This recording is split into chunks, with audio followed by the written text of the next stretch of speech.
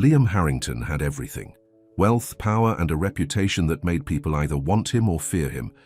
But when a call about his ailing grandfather leads him to a quiet care home, he meets Amara, a woman who sees past his billions. As their worlds collide, Liam must decide, will he fight for the empire he built or the love he never saw coming?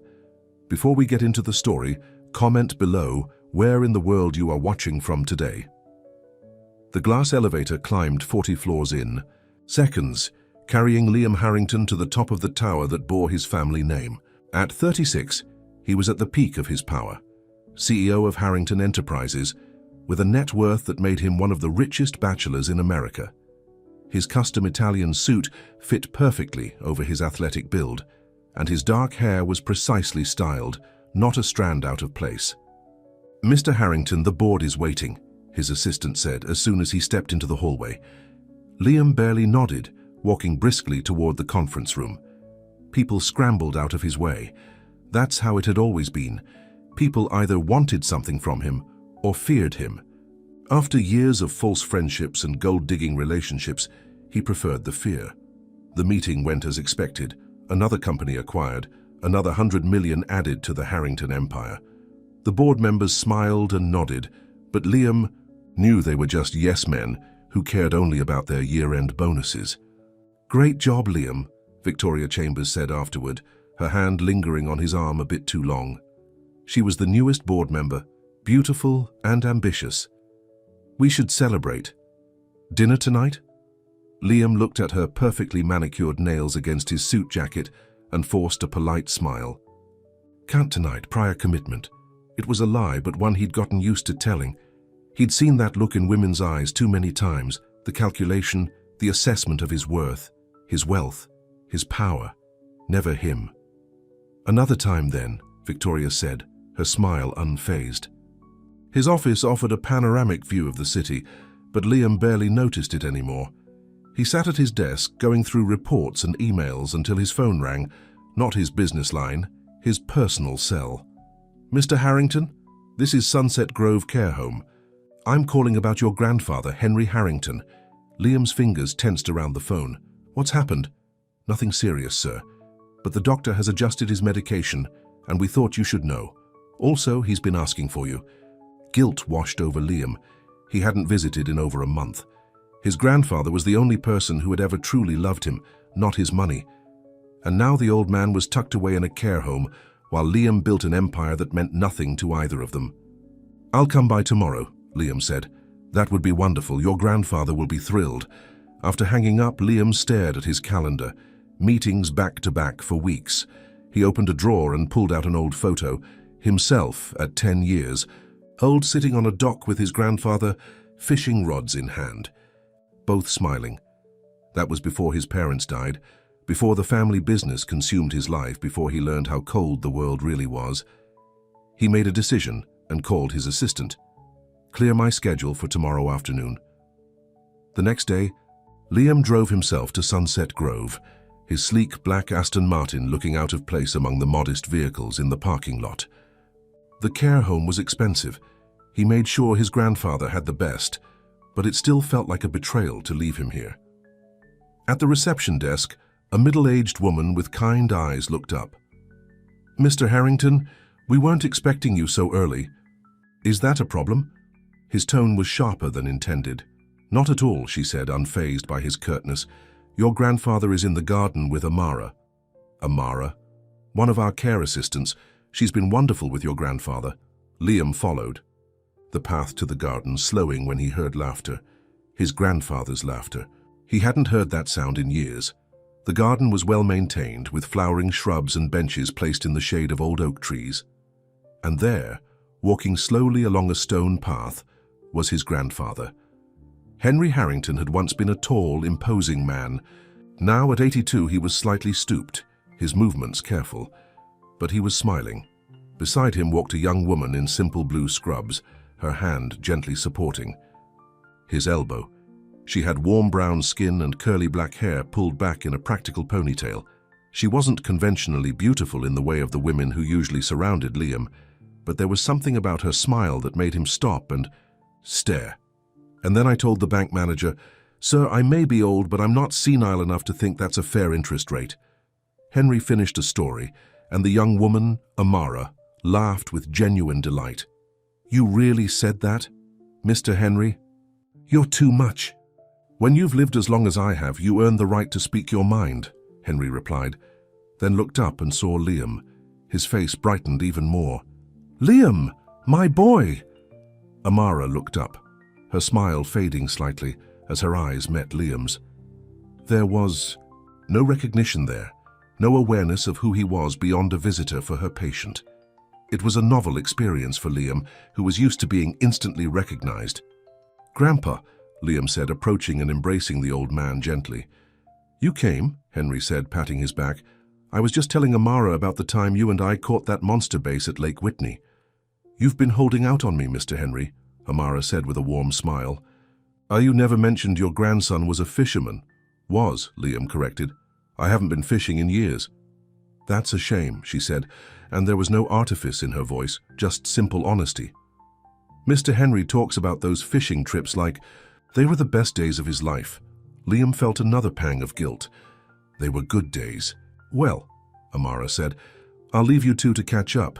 Mr. Henry, remember to use your walking stick if you get tired.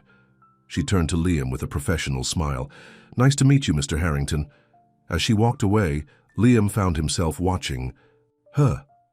She moved with purpose, stopping to check on an elderly woman in a wheelchair, her face lighting up as she knelt to speak to her at eye level. She's something special, isn't she? Henry said, following Liam's gaze. The care assistant, I suppose she seems competent. Henry chuckled. Competent? Amara Johnson is the only person in this place who treats me like a human being instead of a job duty. She brings me books, remembers how I like my coffee, and listens to my old stories like they're actually interesting. Liam guided his grandfather to a bench under a large oak tree. I should come more often. Yes, you should, Henry agreed without accusation. But I understand you're busy running the company. The company that you built, Liam reminded him. Henry waved his hand dismissively. I built it to secure our family's future, not to replace our family. Your grandmother would be heartbroken to see how you've closed yourself off.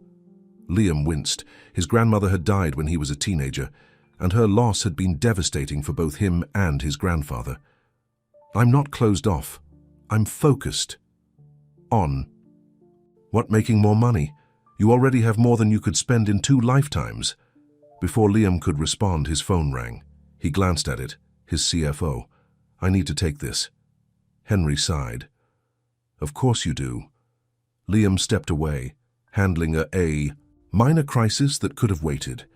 When he returned, his grandfather was deep in conversation with Amara again. She had brought him a cup of tea and was showing him something on a tablet. Look at this, Liam, Henry called. Amara's showing me pictures of her community garden project. They're growing vegetables for the local food bank. Amara looked embarrassed. It's just a small thing some friends and I started. She's being modest, Henry said proudly, as if her accomplishments were his to boast about. She works here full-time, volunteers at that garden, and she's taking classes to become a nurse. That's impressive, Liam said, surprised at the sincerity in his own voice. Amara shrugged. Just trying to make a difference where I can. She checked her watch.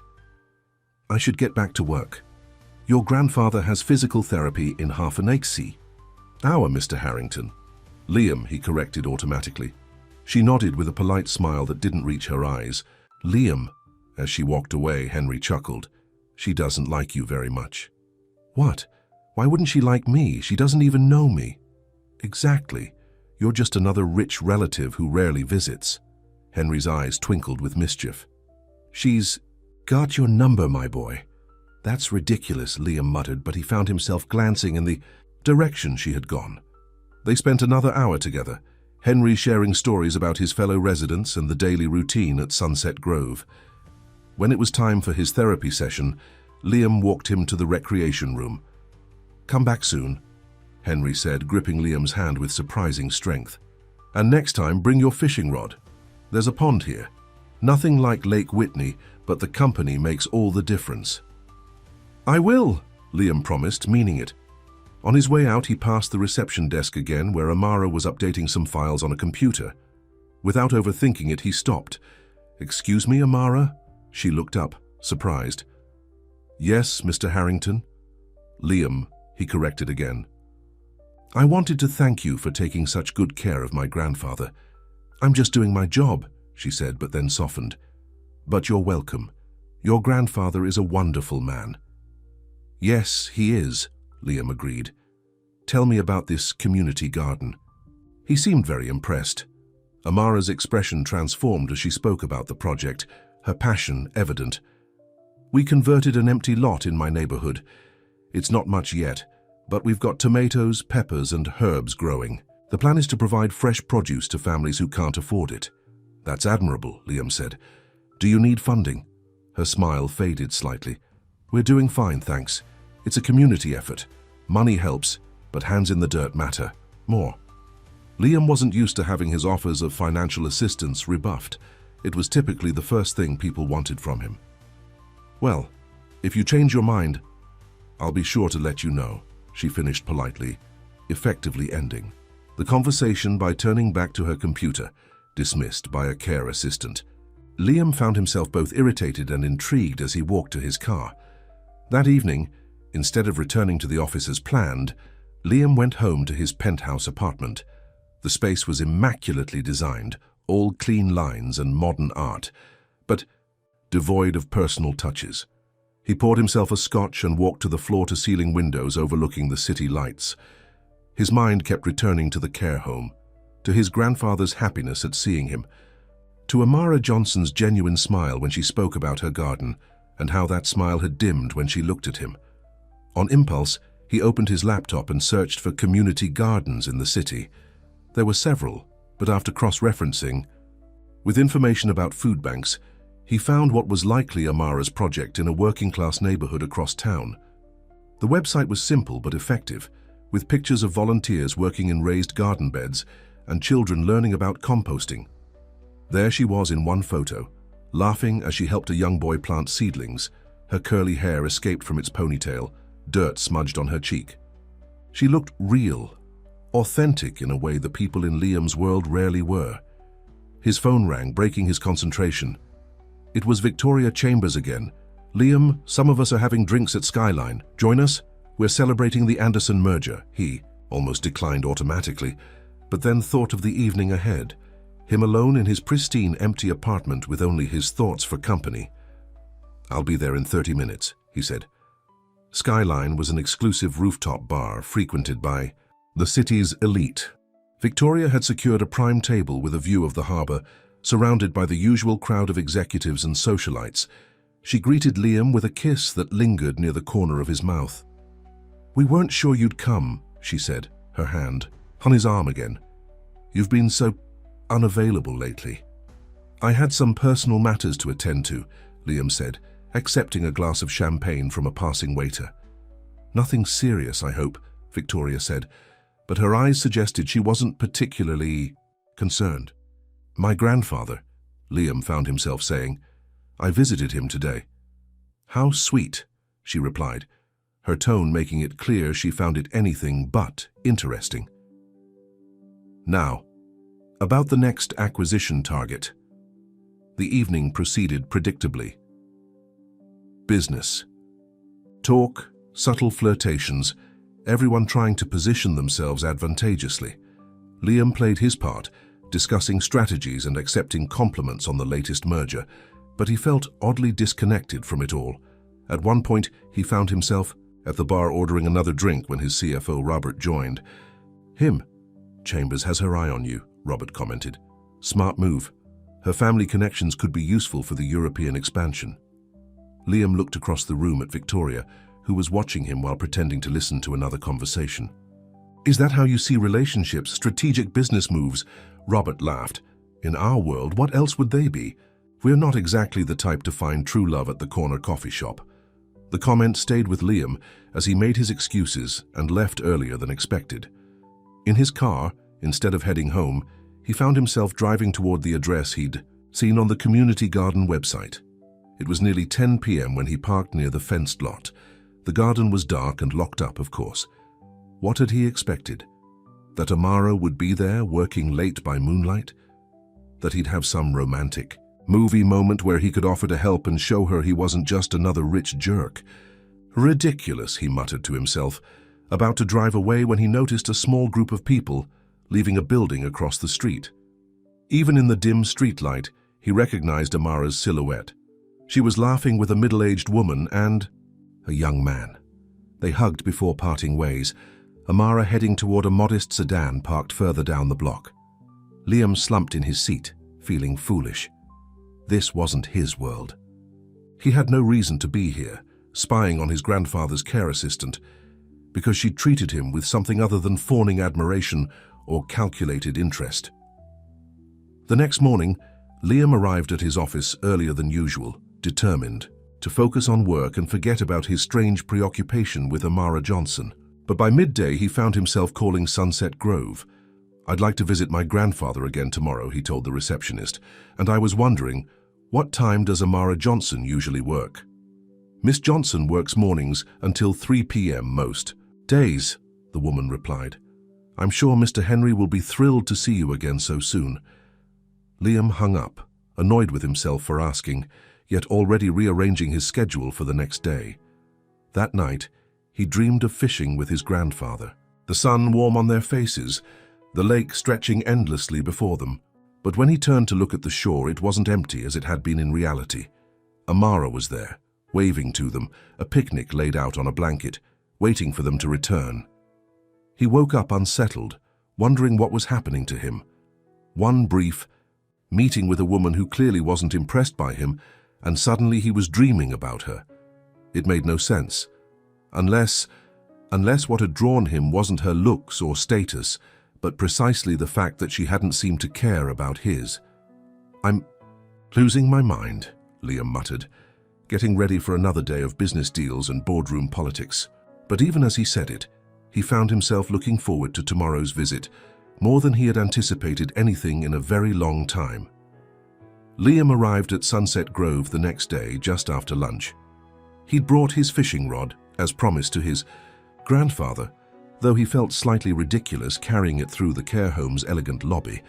The same receptionist from yesterday smiled at him. "2 visits in 2 days, Mr. Harrington. Your grandfather will be thrilled." Is my grandfather in the garden again today?" The receptionist's smile turned knowing. "Miss Johnson is helping with an art class right now. Your grandfather should be there too." Liam followed her directions to a bright room with large windows overlooking the garden. About a dozen residents sat at tables with various art supplies spread before them. His grandfather was near the window, concentrating intensely on a watercolor painting. And there was Amara moving between tables, offering encouragement and assistance. She wore the same practical scrubs as yesterday, her hair again pulled back, yet somehow she stood out in the room like a beam of sunlight. "Try adding a bit more water," she was saying to an elderly woman. "That's it, see how the colors blend now. It's beautiful, Mrs. Chen." She looked up and saw Liam standing in the doorway. Surprise flickered across her face before she smiled politely and approached him. "Back so soon, Mr. Harrington?" she asked. "Your grandfather will be happy to see you." "I promised him we'd go fishing," Liam said, awkwardly holding up his rod. "And please, call me Liam." She nodded but didn't repeat his name this time. "The art class ends in about 15 minutes. Would you like to join while you wait? We have an empty seat." The idea of sitting down to paint alongside elderly residents was so far outside Liam's comfort zone that his first instinct was to refuse. But his grandfather had spotted him and was waving enthusiastically. "I haven't painted since elementary school," Liam admitted as Amara led him to the table. "No time like the present to start again," she said with an encouraging smile that seemed more genuine than yesterday's. "We are painting memories today, places that mean something special." Liam sat beside his grandfather, who was recreating a cabin by a lake in broad, slightly wobbly brushstrokes. "Lake Whitney," Henry explained proudly. "Remember that cabin we used to rent every summer?"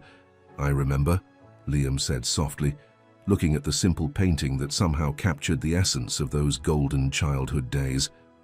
Amara placed a blank paper and watercolors in front of him. "Your turn." Under the curious gazes of his grandfather and several residents, Liam picked up a brush.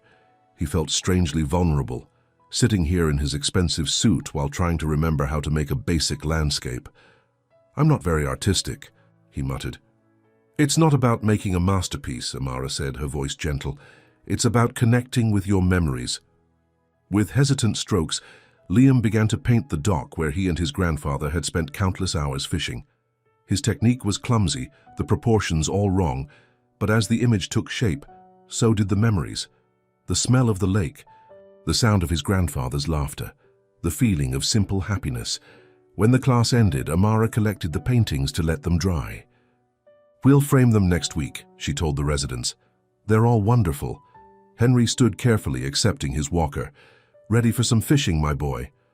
"Absolutely," Liam said, surprised to realize he was actually looking forward to it. As they prepared to leave the art room, Liam found himself turning to Amara. "Would you like to join us? If you're not too busy, that is." The invitation surprised even himself. Amara looked equally surprised. "That's thoughtful, but I have other residents to attend to," she said. "Maybe another time." Henry chuckled as they walked slowly toward the pond. "You're barking up the wrong tree there, Liam. What are you talking about? I may be old, but I'm not blind. You're interested in Amara." Liam felt an unfamiliar heat rise to his face. "I was just being polite. In the 36 years I've known you, just being polite has never involved inviting someone to join your personal time." At the pond, they found a bench in the shade. Liam helped his grandfather sit comfortably before baiting their hooks and casting the lines into the water. "She's not like the women you usually surround yourself with," Henry continued, clearly enjoying his grandson's discomfort. "I hardly know her," Liam protested. "Exactly my point. The ones you date, do you ever really know them? Or do they just fit a certain mold? Beautiful, sophisticated, connected to the right people?" Liam didn't answer, watching his line bob in the water. His grandfather was right, of course. His relationships had always been superficial, more about social standing than genuine connection. "You know," Henry said after a comfortable silence, "your grandmother was a waitress when I met her." Liam looked up in surprise. "What? I thought—" "Grandma was from a banking family," Henry laughed. "That's the story your mother preferred.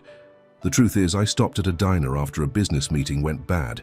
Ruth served me coffee and apple pie and told me to stop looking like the world had ended. By the time I finished that pie, I knew she was special. Why haven't you ever told me this? Your parents had certain ideas about our family's image. After they died, it didn't seem important to correct the story." Henry's eyes grew distant with memory. "Ruth never cared about the business or the money. She cared about people, like Amara does." They fished in silence for a while, neither catching anything but both enjoying the peaceful moment. Eventually, Henry's energy began to wane, and Liam helped him back to his room. "Will you come again tomorrow?" Henry asked hopefully. "I have meetings in the morning, but I'll come in the afternoon," Liam promised. As he was leaving, he passed the garden where Amara was helping an elderly man with a walking exercise. "Leaving already?" she asked when she saw him. "Grandpa got tired. But we had a good time at the pond." "Did you catch anything?" "Just memories," Liam said, surprising himself with the sentiment. Amara smiled, a real smile that reached her eyes. "Those are the best kind. I wanted to ask you," Liam began, but was interrupted by his phone buzzing. "Victoria Chambers." He silenced it. "Sorry about that." "Important business?" Amara asked, her expression closing slightly. "Nothing that can't wait." Liam put the phone away. "I noticed your community garden project could use some proper irrigation. I'd like to help." Her eyebrows rose. "Did you research me, Mr. Harrington?" The use of his formal name again wasn't lost on him. "I was curious about the project my grandfather mentioned, and you immediately thought of throwing money at it," she said, not unkindly but with a directness that few people ever used with him. "Not just money," Liam said. "I'd like to help, personally." Now she looked genuinely surprised. "You want to work in a community garden? Is that so hard to believe? Honestly?"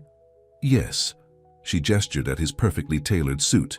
"You don't strike me as someone who enjoys getting his hands dirty." "Maybe there's more to me than you think," Liam said, holding her gaze. A flicker of something, interest perhaps, crossed her face before she shook her head. "The garden workday is Saturday morning, 8 to noon. If you're serious, you can come, but leave your checkbook at home." Before he could respond, she was called away by another staff member. Liam watched her go, already mentally rearranging his Saturday schedule. The rest of the week passed in a blur of meetings and contracts. Liam visited his grandfather daily, always timing his visits during Amara's shifts. Each day he learned a little more about her, that she lived with her younger sister, that she sang in a community choir, that she had a weakness for chocolate, chip cookies that the care home's kitchen staff made special for her. Henry watched these interactions with amused interest, often finding excuses to leave them alone together. "Amara, would you mind showing Liam the new library books while I rest my eyes for a minute?" On Friday afternoon, Liam arrived to find his grandfather in bed with a slight fever. "Nothing serious," the nurse assured him. "Just a touch of a cold. We're monitoring him closely." Liam sat with Henry, who drifted in and out of sleep. After an hour, Amara appeared at the door with a tray. "I brought his favorite tea," she said softly. "How is he doing?" "The same. They say not to worry, but it's normal to worry about people we love," Amara said, placing a gentle hand on his shoulder. The simple touch of comfort was so unexpected that Liam found himself at a loss for words. "Thank you for being here for him," she continued. "It means more than you know." "I should have been here more all along," Liam admitted. "I've been so focused on running the company." "You're here now," Amara said. "That's what matters." As she turned to leave, Liam spoke up. "I'll see you tomorrow, at the garden." She paused at the door. 8 a.m. sharp. "Wear clothes you don't mind getting dirty." For the first time, she gave him a teasing smile. "If such things exist in your wardrobe." Saturday morning found Liam standing awkwardly at the entrance to the community garden, wearing the most casual clothes he owned. Dark jeans that still looked expensive, and a simple button-down shirt with the sleeves rolled up. He'd even stopped for coffee on the way, picking up an extra cup with the vague hope of earning brownie points. The garden was already bustling with activity. Children ran between raised beds, adults were turning soil and planting seedlings, and a group of teenagers was constructing what looked like a new compost bin. Liam didn't see Amara at first and wondered if she'd worked the night shift and wouldn't be coming. Then he heard her laugh, that same warm, genuine sound that had first caught his attention at Sunset Grove. She emerged from a small shed carrying trays of seedlings, wearing faded jeans with holes at the knees, a loose t-shirt, and a bandana. Holding back her curls, she spotted him and did a double take, clearly surprised he had actually shown up. Making her way over, she balanced the trays against her hip. "You came," she said, sounding impressed despite herself. "I said I would." He held out the coffee. "I brought this for you." "Thanks." She shifted the trays to accept the cup. "How's your grandfather today?" "Better. His fever broke overnight." Liam took one of the trays from her. "Where do these go?" Amara led him to an empty, raised bed. "These are tomato seedlings. They need to be planted about 12 inches apart." She demonstrated the technique, digging a small hole, gently placing the seedling inside, covering the roots with soil and watering it carefully. Liam watched attentively before trying himself. His first attempt was clumsy, the plant listing to one side. "Not bad for a first try," Amara said encouragingly. "Maybe focus less on keeping your genes clean and more on supporting the plant's roots." "These genes are already a lost cause," Liam said, noticing the dirt smudges on his knees. Strangely, he didn't mind. They worked side by side, planting all the tomato seedlings. Liam's technique improved with each one, and he found himself enjoying the simple, purposeful work. Around them, the garden buzzed with community energy, people of all ages working together, sharing tools and advice, laughing and chatting. "How did all this get started?" Liam asked as they moved on to pepper plants. 3 years ago, this was just an empty lot collecting trash, Amara explained. "My sister Maya and I grew up 2 blocks from here, and we always talked about how the neighborhood needed more green space. When the city offered community garden grants, we applied. You built all this in 3 years." "With a lot of help," she said, gesturing around.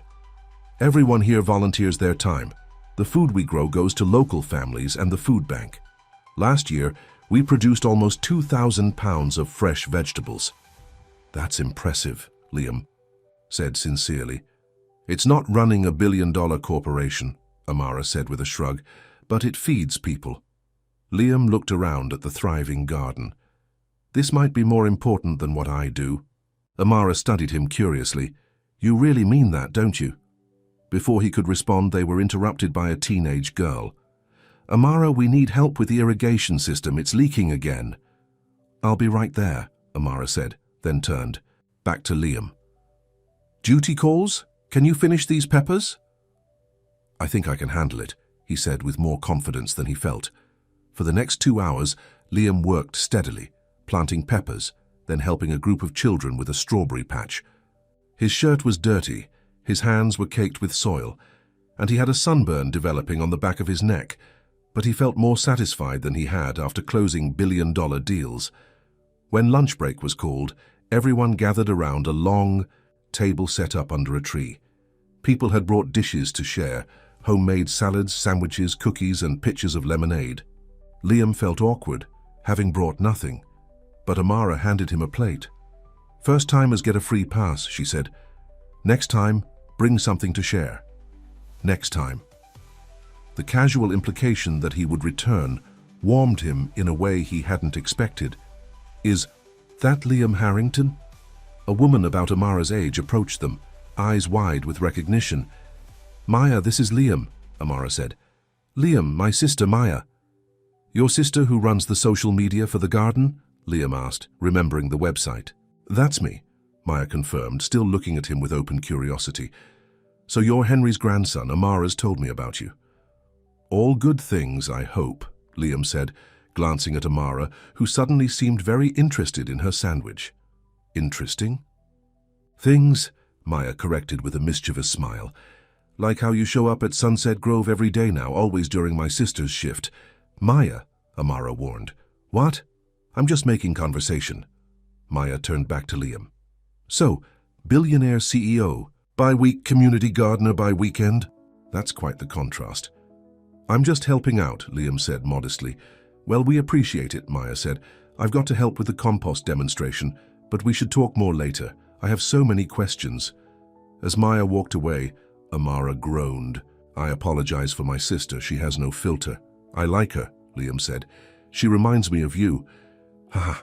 Maya is the outgoing one. I'm the reserved sister. You? Reserved? Liam chuckled. You called me out the first day we met? Amara looked embarrassed. About that, I might have judged you too quickly. Based on? The suit, the car, the way you barely looked at the other residents when you visited. Liam couldn't deny any of that. Fair points. I haven't exactly been grandson of the year, but you've been here every day this week, Amara acknowledged. That counts for something. After lunch, the work continued. Liam helped build a trellis for climbing beans, taking direction from a retired carpenter who seemed unimpressed by Liam's status but appreciative of his willingness to learn. By the end of the day, Liam was exhausted but strangely energized. As people began to pack up, he helped Amara store tools in the shed. Will your grandfather be expecting you today? She asked. I told him I'd come by this evening, Liam said. But I have time if you need more help here. Amara hesitated. Actually, I was heading to visit him too. I sometimes stop by on my days off to bring him books. We could go together if you want. The idea of spending more time with Amara, even at Sunset Grove, was appealing. I'd like that. Great. Let me just clean up a bit first. I can't show up looking like this. While Amara went to wash up, Maya cornered Liam by the garden gate. So, what are your intentions with my sister? She asked without preamble. Excuse me? You've been visiting your grandfather every day during Amara's shifts for a week, and now you show up here on a Saturday when you could be on a yacht or whatever billionaires do on weekends. I wanted to help with the garden, Liam said, trying to sound casual. Maya gave him a skeptical look. Right, and it has nothing to do with the fact that you're interested in Amara. Is it that obvious? Only to everyone with eyes, Maya said with a laugh. Look, Amara is the best person I know. She works too hard, cares too much, and never puts herself first. If you're just looking for a challenge because she didn't swoon at your fancy car. It's not like that, Liam interrupted, surprised by his own sincerity. She's different. Different how? Liam thought about it. She sees people, really sees them. Not their status or what they can offer her, but who they are. She saw my grandfather as a person with stories and value, not just another elderly patient. And she looked at me like I was just another visitor, not Liam Harrington, CEO. Maya's expression softened. That's Amara. But be careful with her heart, okay? She doesn't let many people in. Before Liam could respond, Amara returned, her face freshly washed and her curls tamed somewhat. Ready to go? She asked. The drive to Sunset Grove was comfortable, with Amara sharing stories about the garden's early days and the challenges they'd overcome. When they arrived, they found Henry in the common room, playing chess with another resident. Liam, and Amara too. Henry's face lit up. What a wonderful surprise. We brought you something, Amara said, producing a paper bag. Inside was a still warm loaf of zucchini bread. Made with the first zucchini from the garden, Henry took the bread with genuine delight. You two are spoiling an old man. As they sat together, Henry beaming at both of them, Liam found himself watching Amara. The way she listened attentively to his grandfather's stories, her gentle laugh, the kindness in her eyes, all of it drew him in more powerfully than any attraction he'd ever felt before. And for the first time in years, Liam Harrington, who could buy almost anything in the world, found himself wanting something that money couldn't purchase. Amara Johnson's heart. What he didn't know was that earning it would require more from him than he'd ever given anyone, and might cost him everything he thought he valued. Over the next few weeks, Liam established a new routine. Mornings were still dedicated to Harrington Enterprises, but his afternoons often found him at Sunset Grove with his grandfather. Saturdays were spent at the community garden, where he had become a regular volunteer. And through it all, Amara was the center of gravity that kept pulling him back. You missed the board meeting yesterday, Victoria commented one morning, leaning against the doorframe of his office. Robert had to cover for you. I had a family. Commitment, Liam said, not looking up from his computer. With your grandfather again. Victoria entered the office uninvited, perching on the edge of his desk. You've been spending a lot of time at that care home lately. Liam finally looked up. Is there a problem with that? Not at all. It's just unexpected. She studied him with calculating eyes. You've changed, Liam. People do that sometimes. It's more than that. You used to be focused, driven. Now you're delegating key meetings, leaving early. She leaned closer. Some of the board members are talking. Let them talk, Liam said, though a flicker of concern crossed his mind. The company is doing fine. For now. But success requires constant attention. She placed her hand on his, her voice softening. I'm just looking out for you, Liam. We've known each other a long time. I appreciate the concern, Liam said, gently removing his hand, but my personal life is my own business. Victoria's smile tightened. Of course, just remember who your real friends are. As she left, she added, Oh, and don't forget the charity gala next weekend. As major donors, the company expects both of us to be there. The charity gala. Liam had completely forgotten about it. It was an annual event that Harrington Enterprises sponsored, raising money for children's education. In previous years, Liam had viewed it as a necessary publicity opportunity. This year, he found himself wondering if the money actually reached the children it was meant to help. That afternoon, Liam arrived at Sunset Grove to find Amara helping his grandfather into a wheelchair. What's happening? Liam asked, concerned. Nothing to worry about, Henry assured him. Just going for some x-rays. Doctor wants to check my hip after that fall last week. Liam frowned. What fall? Why wasn't I informed? It was very minor, Amara explained. Mr. Henry slipped in the bathroom but caught himself on the handrail. He wasn't hurt, but Dr. Peterson likes to be thorough. I didn't want to worry you, Henry added. You're busy enough. The words stung Liam. Had he been so absent from his grandfather's life that Henry felt he couldn't reach out even for something as serious as a fall? I'm never too busy for you, Liam said firmly. I want to know about these things, no matter how small they seem. Henry patted his hand. I know. Son, now would you like to come with us to radiology? It's a thrill a minute down there. Despite his attempt at humor, Liam could see his grandfather was in some discomfort. He walked alongside the wheelchair as Amara pushed it gently through the corridors. How are you feeling, really?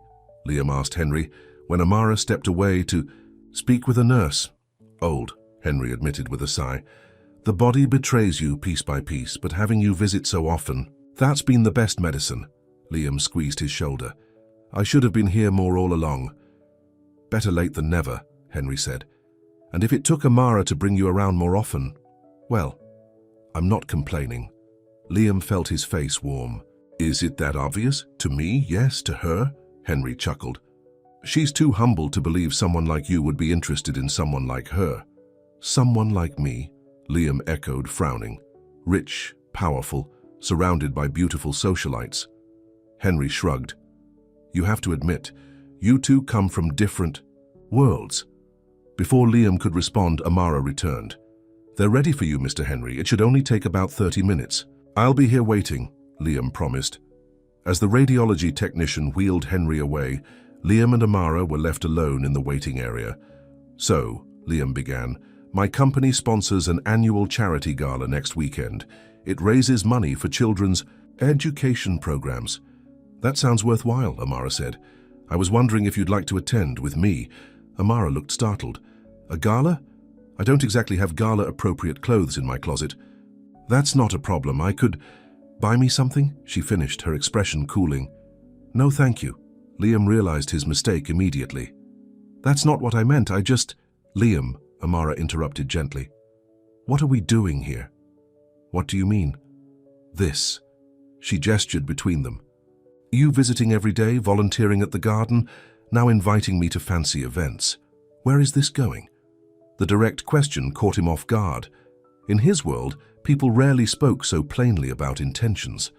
I enjoy spending time with you, he said carefully. And I enjoy your company too, Amara admitted, but we come from completely different worlds. You run a multinational corporation. I work at a care home and volunteer at a community garden. Why does that matter? Because it does, she said simply. Your world is full of people like that woman. Who called you twice during our last lunch together? Who was she? Victoria, she's just a board member who calls you on weekends and whose name makes you frown when it appears on your phone. Liam hadn't realized Amara had. Notice that? It's complicated, and that's my point, Amara said. Your life is complicated in ways mine isn't. You move in circles I've never even seen. That doesn't mean we can't... What? Date? And then what? You'd get tired of slumming it with the care assistant. Or worse, you'd try to change me to fit into your world. I would never do that, Liam protested. Amara's expression softened. Maybe not intentionally, but it's hard to bridge worlds that different. Before Liam could argue further, the doors opened and Henry was wheeled back out. All done, Henry announced. And I only complained a little bit. He was a model patient, the technician confirmed with a smile. The conversation with Amara remained unfinished as they returned Henry to his room. Liam stayed for dinner, the three of them eating together in Henry's room, talking about everything except the question that hung between Liam and Amara. When it was time to leave, Liam walked Amara to her car. About the gala, he said. Forget. I mentioned it, but I'd still like to see you outside of Sunset Grove in the garden sometime. Just dinner, maybe. Nothing fancy. Amara hesitated, then smiled slightly. I get off at 3 on Thursday. There's a little cafe near the garden that makes great sandwiches. Thursday at 3, Liam confirmed, trying not to sound too eager. I'll be there. That night, Liam found himself unable to sleep, Amara's words playing in his mind. Did she really think he was just slumming it? That he'd try to change her? The thought bothered him deeply. The next morning, Robert, his CFO, was waiting in his office with a concerned expression. We need to talk about the European expansion, Robert said without preamble. The board is getting nervous about your level of engagement. I've reviewed all the proposals, Liam said defensively. Reviewing isn't leading, Robert countered. Victoria brought some concerns to me yesterday. Of course she did, Liam thought. What concerns exactly? That you're distracted, That your priorities have shifted. Robert hesitated. There's talk about whether you're still the right person to lead this company. Liam felt a flash of anger. I built this company into what it is today. Your grandfather built it, Robert corrected. You expanded it. And now some are wondering if you're still hungry enough to keep it growing.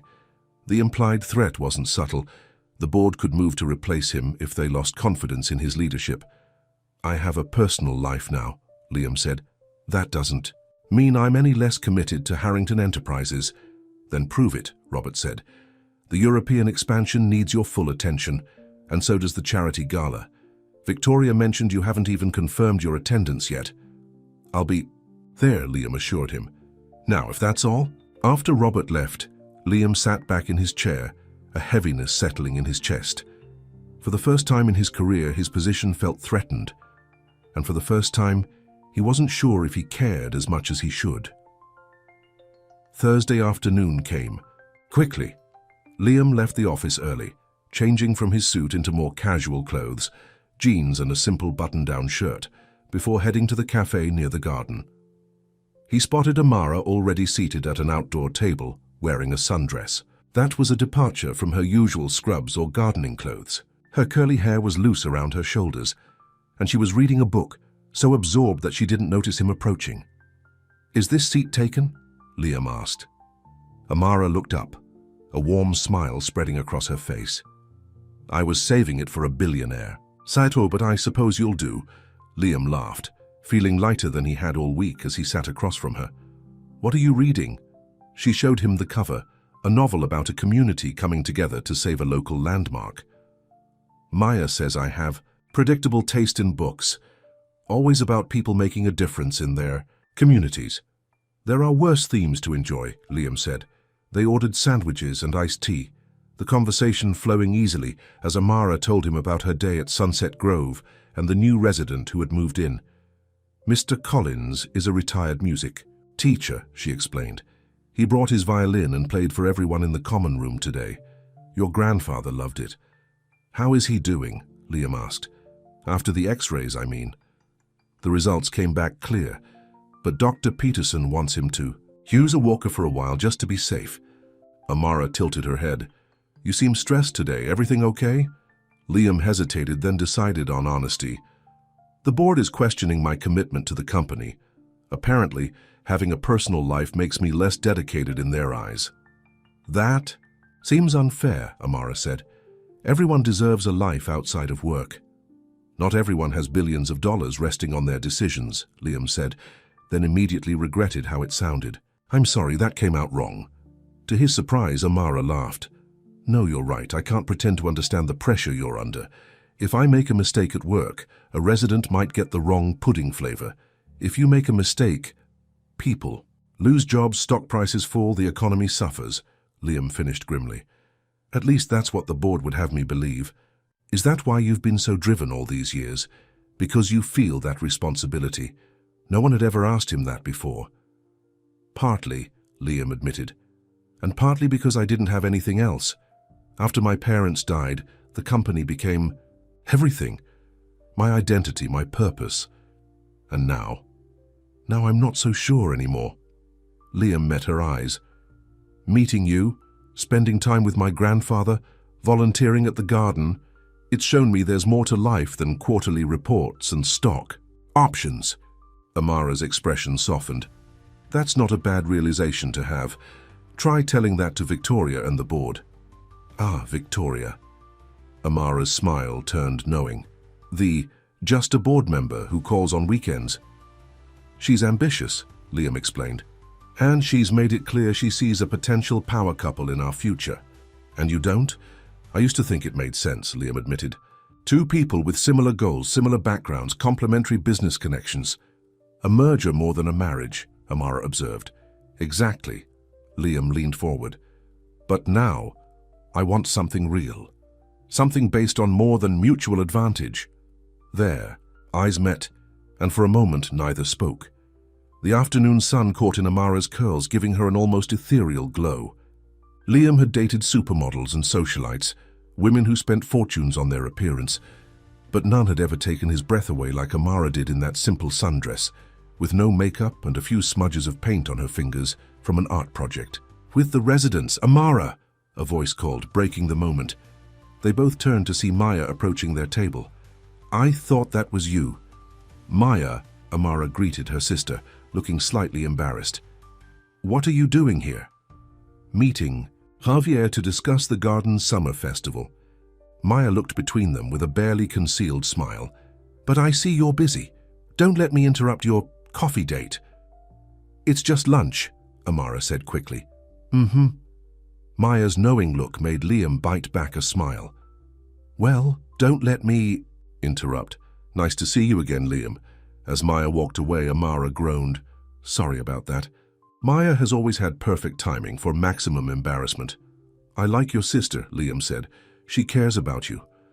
"Too much sometimes." Amara checked her watch. "I should get going soon. I promised to help with the garden's budget this evening." "Budget? Problems?" Liam asked automatically. "Nothing major. We're just trying to figure out how to fund the irrigation system upgrade before summer really hits." She shook her head when she saw his expression. "And no, that wasn't a hint for a donation." "What? If it's not a donation? What if it's just me helping with the budget? I'm good with numbers." Amara considered this. "I suppose an extra pair of eyes wouldn't hurt, but no blank checks, Liam. The garden succeeds because the community invests not just money, but time and effort." "I understand," Liam said, and he meant it. "I'll bring my calculator, not my checkbook." That evening, Liam found himself in the garden's tiny office, really just a corner of the storage shed fitted with a desk and filing cabinet. Amara, Maya, and Javier, the garden's coordinator, spread out printouts of expenses and income. "Our main issue is the irrigation," Javier explained. "The current system wastes water and isn't reaching all the beds evenly. We've got a quote for a more efficient drip system, but it's about $2,000 over our current budget." Liam reviewed the figures, impressed by how much they accomplished with so little. "What about applying for a matching grant? If the community raises half, a foundation might match it." "We've looked into those," Maya said. "The application process takes months, and we need the system before the summer heat kicks in." "What about a community fundraiser?" Liam suggested. "Something that brings in quick cash but also builds community involvement." "Like what?" Amara asked, curious. Ideas began flowing as they brainstormed together. By the end of the evening, they had a plan for a garden-to-table dinner event. Local restaurants would donate food prepared with garden produce, community members would pay for tickets, and they'd hold an auction for garden-themed gift baskets. "This could work," Javier said excitedly. "And Liam, if you're willing to help, organize the business side, approaching restaurants, handling the finances, that would be a huge help." "I'd be happy to," Liam said, surprised at how energized he felt by the project. After the meeting, Liam walked Amara to her car. "Thank you for letting me help," he said. "You had good ideas," Amara admitted. "And you didn't once try to just write a check, which I appreciate." "I'm learning," Liam said with a smile. "Slow but steady progress." Under the soft glow of a streetlight, Amara looked up at him, her expression thoughtful. "You know, when we first met, I thought you were just another rich guy who visited his grandfather out of obligation. I judged you without knowing you, and I'm sorry for that." "And what do you think now?" Liam asked softly. "Now I think there's a lot more to Liam Harrington than the CEO everyone sees." She hesitated, then rose on her tiptoes and kissed his cheek. "Good night, Liam." As she drove away, Liam touched the spot where her lips had been, feeling like a teenager after a first date. He was smiling all the way home. The next few days were a whirlwind of activity. By day, Liam managed Harrington Enterprises, paying special attention to the European expansion to appease the board. Evenings were split between visiting his grandfather and helping organize the garden fundraiser. He approached restaurant owners. He knew securing donations and support. The event was coming together quickly, scheduled for the weekend after the charity gala. On Friday afternoon, Liam was in his office reviewing contracts when his assistant announced an unexpected visitor, Amara. "Send her in," Liam said, surprised and pleased. Amara entered, looking slightly uncomfortable in the opulent surroundings of the Harrington Enterprises executive floor. "Sorry to drop in unannounced. I was downtown for a nursing program interview and thought... She trailed off, taking in the panoramic views from his office windows. Wow, quite the view. It's good to see you, Liam said, genuinely happy for the interruption. How did the interview go? I think well, she said, still distracted by the office. This is not what I expected. Too corporate? Liam asked, seeing his everyday environment through her eyes, the sleek furniture, the modern art, the overall sense of wealth and power. Just very different from my world, Amara said, echoing their earlier conversation. She noticed the photo on his desk, the old one of him fishing with his grandfather. I like that you keep this here. A reminder of what matters, Liam said. So what brings you by? Actually, I wanted to talk to you about the gala. Amara took a deep breath. I've been thinking about your invitation and if it's still open, I'd like to go. With you. Liam couldn't hide his surprise. Really? What changed your mind? Your grandfather, actually. He told me it's an important event for you and that supporting children's education is something I believe in too. She smiled shyly. And maybe I'm a little curious about your world. I'd be honored if you came, Liam said, his heart beating faster. But I thought you were worried about not fitting in. Oh, I'm still worried, Amara admitted with a laugh. I have no idea what to wear or how to act at something like that, but sometimes you have to step outside your comfort zone, right? Right, Liam agreed, thinking of his first day at the garden. And don't worry about fitting in. You'll be with me. As they were talking, the door opened without a knock and Victoria walked in. She stopped short when she saw Amara. I'm sorry, she said, not sounding sorry at all. I didn't realize you had a visitor. Victoria, there's Amara Johnson, Liam introduced them. Amara, Victoria Chambers, one of our board members. Victoria's eyes swept over Amara, taking in her simple dress and natural hair with a barely concealed look of assessment. How nice. Are you a new client? No, Amara said. I work at Sunset Grove Care Home. I take care of Liam's grandfather. How noble, Victoria said with a thin smile. Liam, when you're finished, we need to discuss the seating arrangements for the gala. The governor has confirmed his attendance. Actually, Liam said, you should add Amara to the head table. She'll be my guest for the evening. Victoria's smile froze. Your guest? But we always attend these functions together. The press expects it. Plans change, Liam said firmly. Amara will be with me this year. After a tense moment, Victoria nodded stiffly. As you wish, I'll make the adjustment. With a final cool look at Amara, she left, closing the door a bit harder than necessary. That was awkward, Amara said when Victoria was gone. She clearly wasn't expecting me. Don't worry about Victoria, Liam said, though he knew there would be fallout to deal with later. She seemed upset, Amara persisted. Are you sure this is a good idea? I don't want to cause problems for you. The only problem would be if you changed your mind, Liam assured her, taking her hand. I want you there, Amara. The rest doesn't matter. She squeezed his hand, still looking uncertain. If you're sure, I am.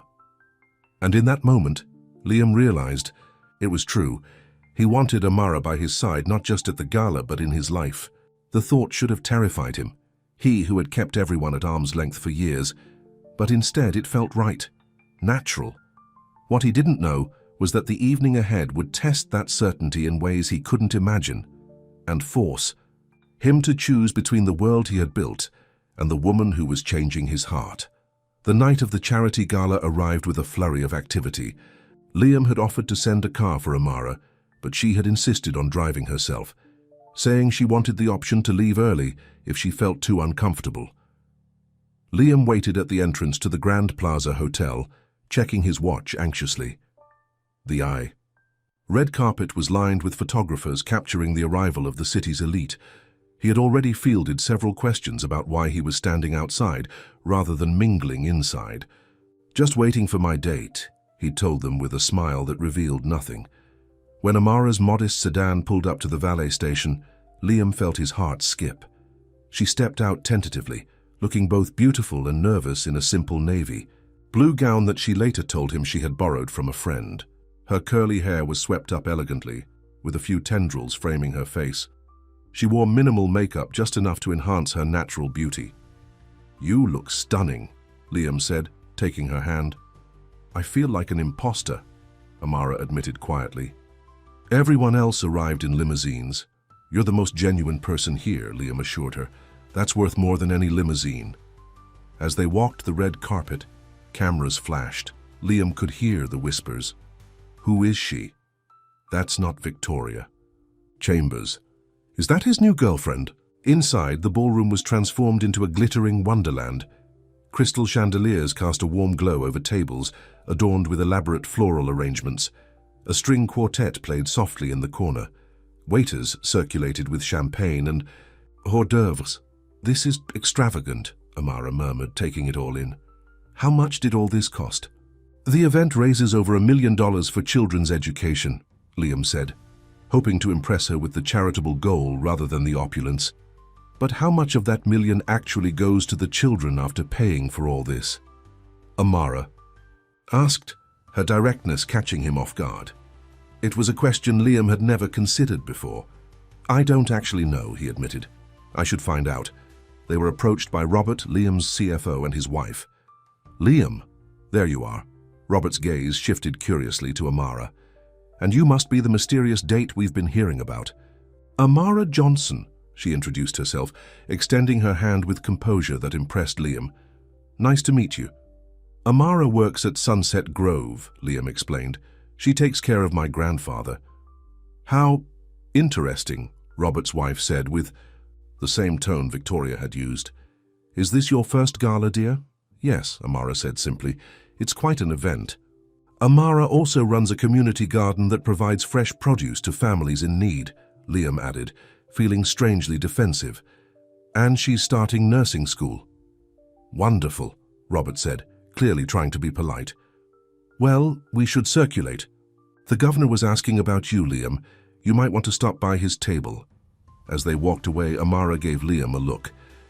"You don't have to sell me to your friends, you know." "I'm not selling you.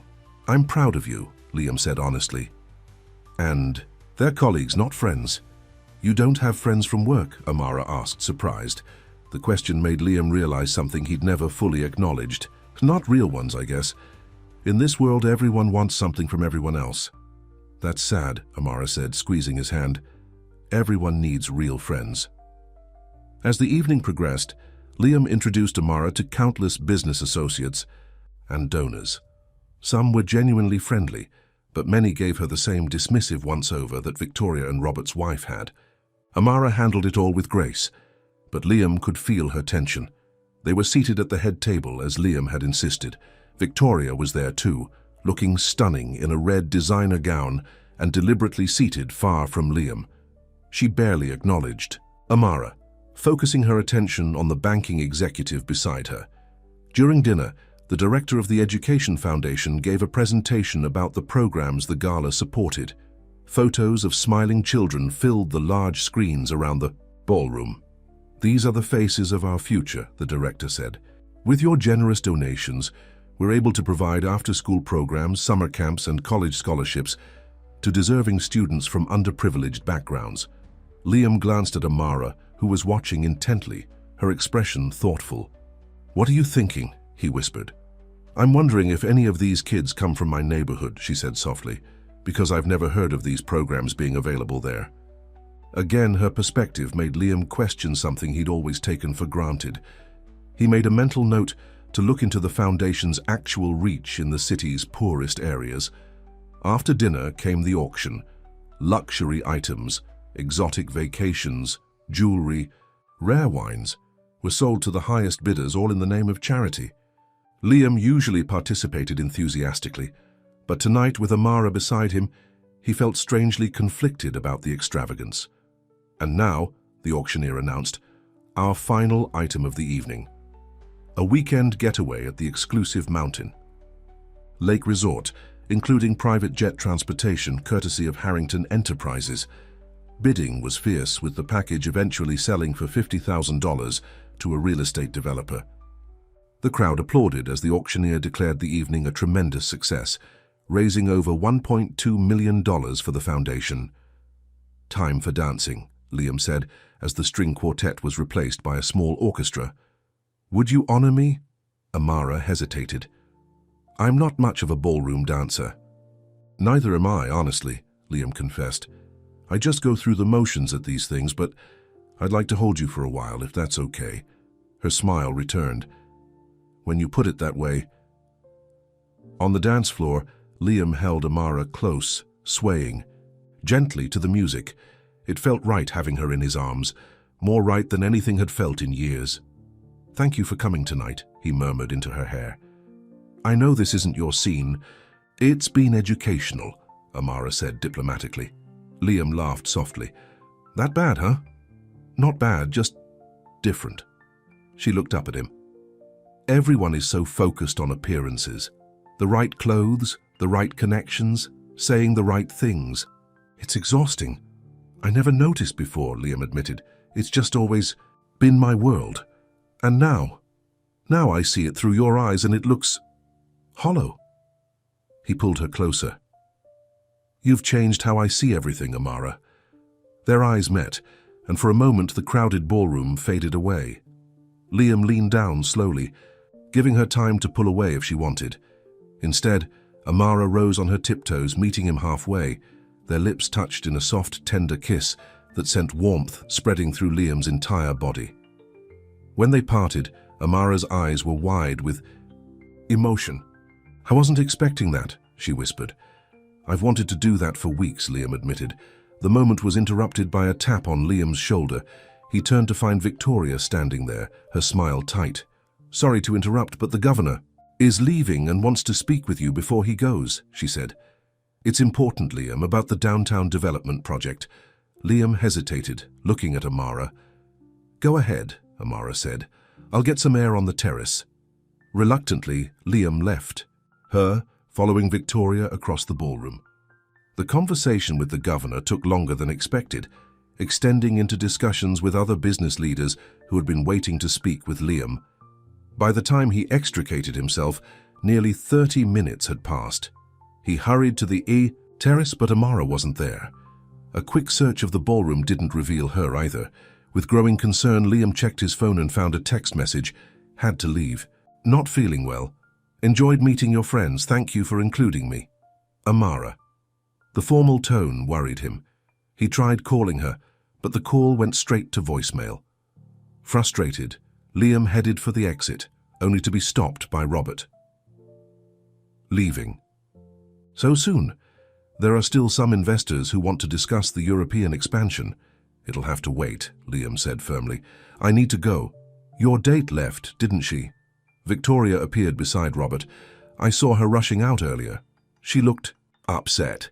Something in Victoria's tone made Liam suspicious. "What did you say to her?" "Me? Nothing," Victoria said innocently. "We just had a little girl talk while you were busy. I was being friendly." "What kind of girl talk?" Liam demanded. Victoria sighed. "Look, I just told her the truth, that these charity events are important networking opportunities for the company, and that your family has certain expectations for who you'll eventually settle down with. I mentioned that you and I have history together, and that the board has always seen us as a natural match." She deserved to know what she was getting into. Fury rose in Liam's chest. "You had no right." "I was doing you a favor," Victoria insisted. "She doesn't belong in this world, Liam. She was wearing a borrowed dress, for God's sake. Everyone was talking about it." "I don't care what anyone was talking about," Liam snapped. "Amara is worth more than everyone in this room combined." He stormed out, leaving Victoria and Robert staring after him. In the parking lot, he realized he had no idea where Amara lived. He'd always met her at Sunset Grove or the garden. Cursing himself for this oversight, he drove to the garden, hoping she might have gone there to clear her head. The garden was locked and dark. Next, he tried Sunset Grove, but the night attendant told him Amara hadn't been there. In desperation, Liam called Maya. "It's nearly midnight," Maya answered groggily. "This better be important." "It's Liam. I need to find Amara. Something happened at the gala and she left without saying goodbye." Maya was immediately alert. "What did you do?" "Nothing. At least, I don't think I did anything. We were dancing and we kissed, and then I had to speak with some people. and when I came back, she was gone. You kissed her? Maya sounded surprised but pleased. Wait, then why would she leave? Victoria talked to her while I was gone. Victoria is complicated. She said some things about me and her and about Amara not belonging in my world. Maya groaned. Oh, perfect. Let me guess. This Victoria is beautiful, rich, and exactly the kind of woman everyone expects you to be. With? Something like that, Liam admitted. And did you and Victoria ever? No. Well, there was one kiss at a Christmas party years ago, but it meant nothing. Liam ran a hand through his hair in frustration. I just need to talk to Amara. Please, Maya. Maya sighed. She's probably at home. She lives in the apartment above mine, too. You have a pen? Liam scribbled down the address Maya gave him, thanked her and drove across town to a modest apartment building in Amara's neighborhood. It was well after midnight when he knocked on her door. For a long moment, there was no response. Then he heard soft footsteps and Amara's voice. Who is it? It's Liam. Please, Amara, I need to talk to you. The door opened a few inches, revealing Amara in pajamas, her hair loose around her shoulders. She'd been crying. It's very late, she said quietly. I know and I'm sorry, but I couldn't leave things like this. Can I come in? Just for a minute. After a hesitation, Amara opened the door wider. Her apartment was small but cozy, filled with books, plants, and colorful throw pillows. It felt warm and inviting, like Amara herself. Why did you leave? Liam asked without preamble. Amara sat on her small sofa, pulling her knees up to her chest. I didn't belong there, Liam. Your friend Victoria made that very clear. Victoria is not my friend, Liam said firmly. And whatever she told you, she didn't tell me anything I didn't already know, Amara interrupted. She just confirmed it. You and I come from different worlds. Everyone at that gala saw it. The way they looked at me like I was some curiosity you'd brought along. I don't care what they think, Liam insisted, but you should. That's your world, Liam. Those are the people you do business with, the social circles you move in. Amara looked up at him, her eyes sad. Victoria said the board expects you to marry someone like her someday, someone who can be an asset to the company. The board doesn't decide who I love, Liam said, the words slipping out before he could consider. Its implications, Amara's eyes widened. Love? Liam, we barely know each other. I know enough, Liam said, sitting beside her and taking her hand. I know that when I'm with you, I feel more alive than I have in years.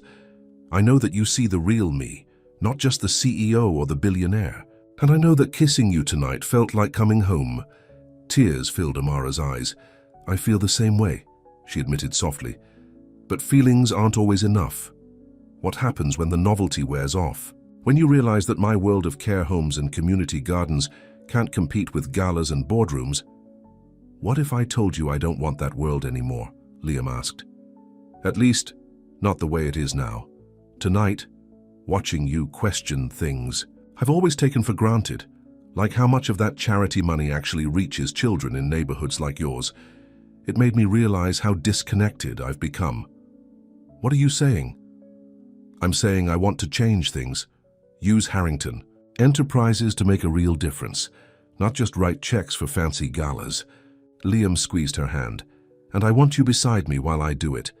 Not because you fit into my world, but because together we can create something better. Amara looked skeptical. Your board would never allow that. Victoria made it clear they have plans for the company and for you. Let me worry about the board, Liam said. Right now, I just need to know if you're willing to give us a chance, a real chance, despite our differences. For what felt like an eternity, Amara studied his face. Then, slowly, she nodded.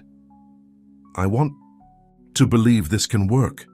Liam pulled her into his arms, holding her tight. That's all I need to hear. The next morning, Liam arrived at Sunset Grove earlier than usual.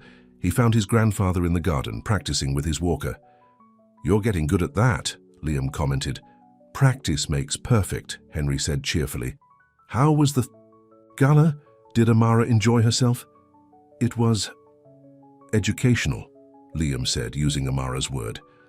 Grandpa, I need your advice. For the next hour, Liam poured out everything. His feelings for Amara, The board's concerns about his leadership, Victoria's interference, and his growing desire to change the company's direction.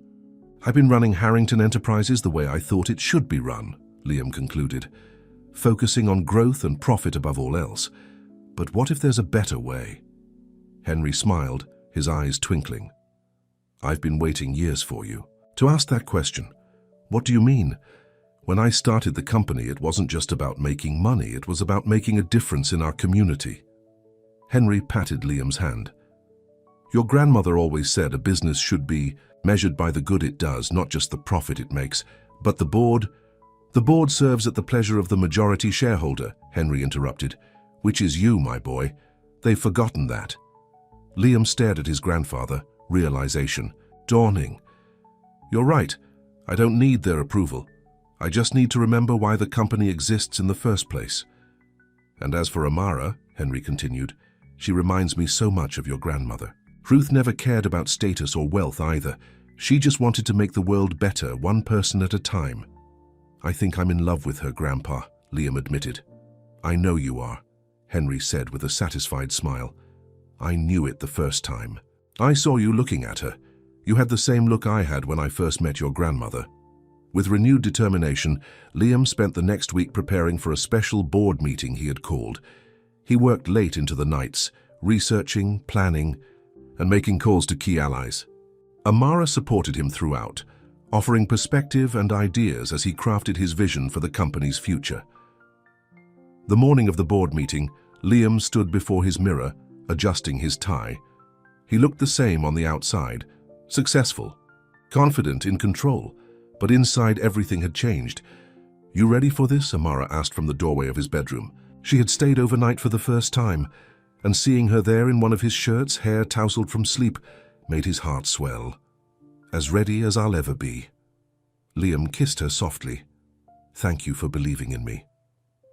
The boardroom was tense when Liam arrived. All 12 members were present, including Victoria, who sat with a cool, confident expression. Robert looked nervous, darting glances between Victoria and Liam. "Thank you all for coming," Liam began.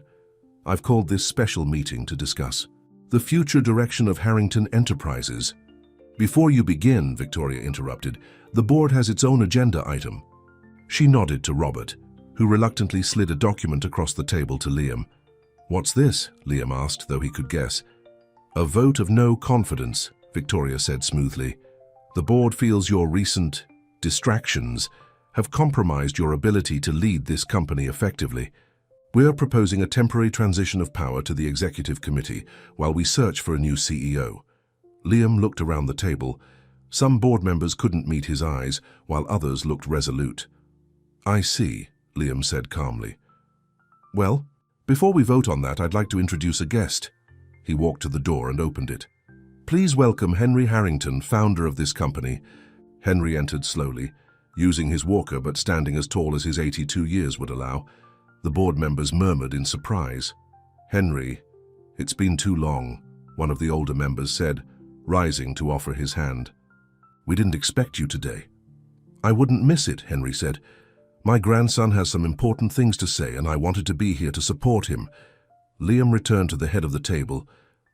"As I was saying, we're here to discuss the future of Harrington Enterprises, but not the way you might think." For the next hour, Liam presented his vision, a restructuring that would maintain profitability while significantly increasing the company's investment in sustainable practices and community development. He proposed creating a new division focused specifically on affordable housing and education initiatives in underserved communities. "This isn't charity," Liam emphasized.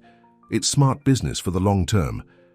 Studies show that companies with strong social responsibility outperform their peers over time." As he spoke, he could see the division in the room. Some board members were intrigued, while others, led by Victoria, remained skeptical. "This is a radical departure from our core mission," Victoria objected when he finished. "And it comes suspiciously, soon after you started dating someone from a very different background. The board has to wonder if your judgment is being influenced by personal factors." "My judgment is being influenced by values," Liam corrected her. "Values that this company was founded on but has strayed from." "Exactly right," Henry spoke up. When I built Harrington Enterprises, it wasn't just to make money, it was to make a difference. Somewhere along the way, that purpose got lost. Victoria wasn't backing down. With all due respect, Henry, the business world has changed since your day. Sentiment doesn't drive shareholder value. Actually, it does, Liam countered, displaying a series of charts. Companies with strong ESG programs consistently outperform the market. But more importantly, it's the right thing to do. Victoria shook her head. This is exactly why we've prepared the no confidence vote. Your priorities have clearly shifted away from what's best for this company. I think it's time to vote, Liam said calmly. Not on your motion, but on mine. As the majority shareholder, I'm exercising my right to reshape the board to align with the company's new direction. The room fell silent. Victoria's confident expression faltered. You can't do that, she said. The bylaws protect the board's independence. Actually, he can, Henry spoke up. I wrote those bylaws myself. The majority shareholder has always had the final say. That's how I wanted it, to ensure the company never lost sight of its values. One by one, Liam asked each board member if they supported his vision for the company's future. Some said yes immediately, seeing the wisdom in his approach. Others hesitated, but ultimately agreed, not wanting to oppose the majority shareholder. Victoria and two of her closest allies refused. Then I thank you for your service, Liam said to the three dissenters. But it's time for Harrington Enterprises to move in a new direction with leadership that shares our values. After the meeting, Henry squeezed Liam's shoulder. Your grandmother would be proud, he said, his eyes misty. And so am I. 2 months later, the Garden's Summer Festival was in full swing. What had started as a small fundraiser for the irrigation system had grown into a community celebration, with food stalls, music, and activities for children. Local businesses had donated goods and services for an auction, and the mayor had even made an appearance. Liam stood by the newly installed irrigation system, watching children run through the sprinklers that had been set up as a special treat on the hot summer day. Amara approached, carrying 2 glasses of homemade lemonade. I just checked on your grandfather, she said, handing him a glass. He's holding court by the tomato plants, telling everyone about how he used to grow prize-winning tomatoes in his younger days. Is he getting tired? I can take him home if he needs to rest. Are you kidding? He's having the time of his life. Maya's got him judging the pie contest next. Liam laughed, putting his arm around her waist. I've been thinking, he said casually. That empty lot next to the garden, the one that's been for sale forever. I bought it yesterday. Amara turned to him in surprise.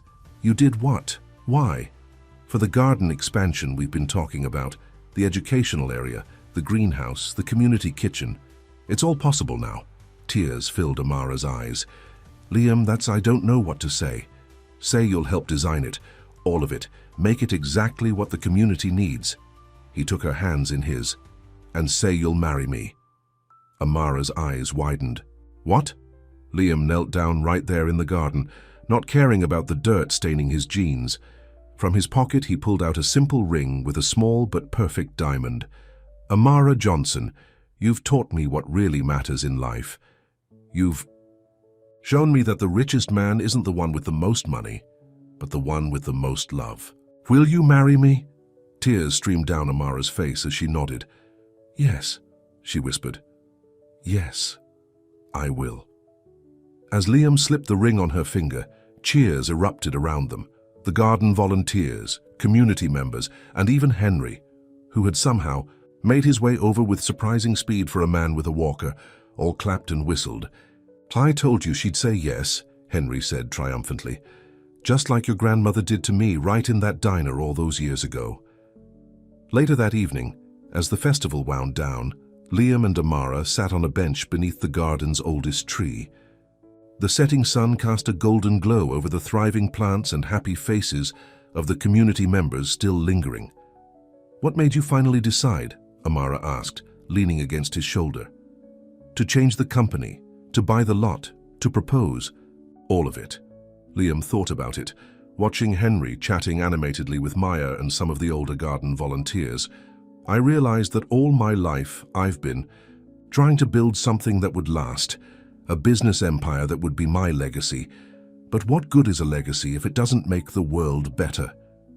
He turned to face her, taking in her beautiful face, now so dear to him. You showed me that. Real wealth isn't what you have, it's what you give. And love, real love, isn't something you can buy or earn. It's something you share.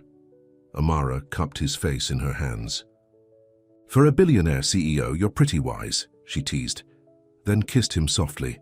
As the stars began to appear above them, Liam held the woman he loved in his arms, surrounded by the community that had become his own. For the first time in his life, Liam Harrington felt truly, completely rich, with the one thing his money could never buy, a heart full of love, freely given. The end.